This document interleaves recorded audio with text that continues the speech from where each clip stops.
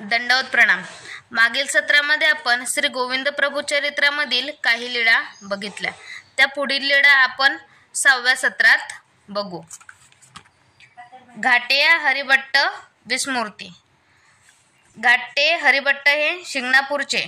त्याला आमच्या गोसाव्यांपासून प्रपंच विस्मृती झाली होती। ते नेहमी त्या स्थितीमध्ये राहत। एके दिवशी गोसाव्यांना पाषाणाच्या घोड्यावर आरोहण केले होते। तेथे घाटे हरिभट्ट आले।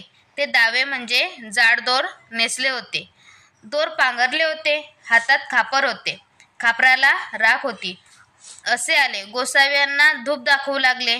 मग गोसावी म्हणाले, ओ मेला जाय, जा जा म्हणतोय ना शिंगणापूरला, जा म्हणतोय ना। तसेच ते शिंगणापूरला गेले। मग गोसावी तेथून गेले। लोक म्हणत राऊडांचे पिसे याला लागले। केशव नायकाची पव्याचे उदक पाणे। केशव नायकाने पानपोई घातली होती। ती पाण्याने भरली। एके दिवशी गोसावी केशव नायकाच्या पानपोईकडे गेले। तेथे एक मुलगा राखण ठेवला होता। गोसावी यांनी त्याच्याकडे डोळे वटारून पाहिले आणि थापड उगारली। ते घाबरून ते पडून गेले।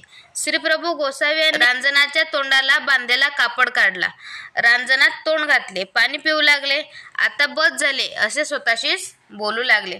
असे म्हणून हाताने मना करू लागले। तो मुलगा म्हणाला, अहो आता पुरे करताल ना। असे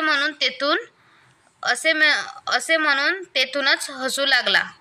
गोसावी यांनी दोन्ही रांजणातील पाणी उपसून काढले। दोन्ही रांजणामध्ये बसले। एक पाय एका रांजणात, दुसरा पाय दुसऱ्या रांजणात घातला। असा थोडा वेळ खेळ केला। मग गोसावी तिथून निघून गेले। केशव विहिरीची या पव्याचे उदक पाणे।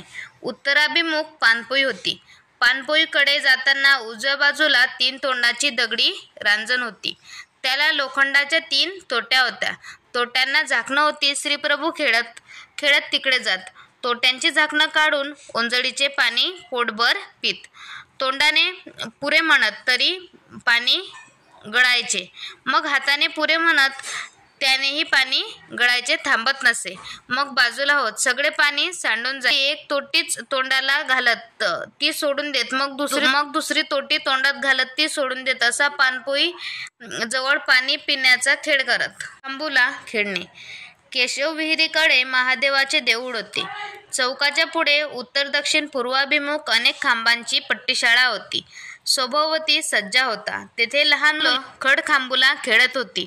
गोसावीही त्यांच्यात खेळत होते। एक जण एका खांबाकडून दुसऱ्या खांबाकडे जाई, दुसरा तिसऱ्या खांबाकडे जाई। मध्ये ज्याला शिवत त्याच्यावर डाव येई। डाव येत असे तो म्हणे, पैल घराला म्हणजे खांबाकडे जा। तोपर्यंत तो दुसऱ्या खांबाकडे जाई। जाताना त्याला शिवला तर त्याच्यावर डाव येई। तोही तसेच करी। गोसाव्यांकडे जाई तर गोसावीही तसेच म्हणत, पलीकडच्या खांबाकडे जा। तोपर्यंत गोसावी दुसऱ्या खांबाकडे जात। असा सगळ्या खांबांना शिवत। कदाचित गोसाव्यांवर डाव आला तर गोसावीही तसेच करत। असा खांबाला शिवण्याचा खेळ करत। श्रीप्रभू सामान्येश्वराच्या मंदिराकडे गेले। तेथे लहान मुले खेळत होती। श्रीप्रभू त्यांच्यात खेळू लागले। मुले म्हणत, राऊडो या खांबाला शिवू नका। तर श्रीप्रभू हटकून त्याच खांबाला शिवत। एका वायव्य कोपऱ्याचा खांब सोडून बाकीच्या सगळ्या खांबांना संबंध दिला म्हणजे स्पर्श केला। गोसावी तेथे बसले। मुलांनी कविठे म्हणजे कौठ आणली होती, ती फोडली। गोसावी यांनी प्रसाद केला, थोडेसे खाल्ले, मग तेथून निघून। संन्यासी विपलाने। श्रीप्रभू भद्राजवळ खेळत होते तेव्हा त्यांनी एका संन्यासाला भिक्षा मागताना पाहिले। मग गोसावी म्हणाले, स्वयंपाक पाणी, डाळी, तेलाचे भांडे, तुपाचे भांडे, ताकाचे भांडे, मीठ, अलीकडचे घर पलीकडचे घर भरून उरून राहो। असे गोसावी यांनी त्याचे सोंग आणले। तो जाऊ लागला। मग गोसावी तिथून गेले। मातंग पव्याचे उदक पान। श्रीप्रभू गोसावी मातंगाच्या पानपोईकडे गेले। तेथे एक मुलगा बसलेला होता। 2 शिमट्या म्हणजे बारीक काट्या ठेवलेल्या होत्या। त्यातील एक शिमटी घेतली आणि त्या मुलाच्या मागे धावले। ते पडाले, मडके हातात घेतले, मग पाणी पिले। सगळे पाणी सांडून दिले। रांजणाच्या बुडाला जे पाणी उरले होते त्यात हात धुतले, तोंड धुतले, रांजणातच पाय धुतले, मग तेथून निघून गेले। दंडवत प्रणाम।